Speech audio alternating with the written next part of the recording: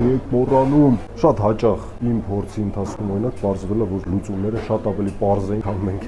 ենթադրում ու մտածում ենք։ Մի հատ խնդիր, որին բոլոր ռեստորանները առնչ պատվերների, սեղանները խառնել են։ Մենք ոնց ենք այդ խնդիրը լուծում։ Գիտեք, ուտեստը պատրաստվում է, գալիս է մատուցողը, վերցնում է ու տանում է սեղանի մոտ։ Շատ հաճախ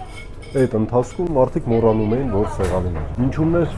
խնդիրը։ Չէ, խոսացեք հանգիս։ Փաստորեն պարզվեց, մենք ունենք 3 սրահ։ Բոլոր սրահներում մենք ունենք թվային նույն հաշվարկ։ Երաշտականում էլ ունենք 1-ից 24 սեղաններ, առաջին սեղան, երկրորդ սեղան, երրորդ սեղան։ Նույնն էլ օրինակ ունենք բացօթյայում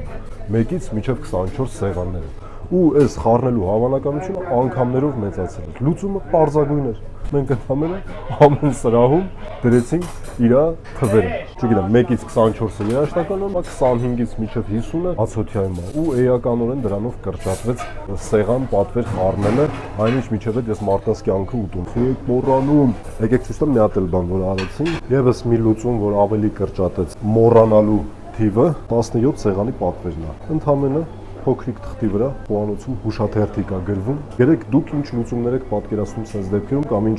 լուծումներ եք կիրառում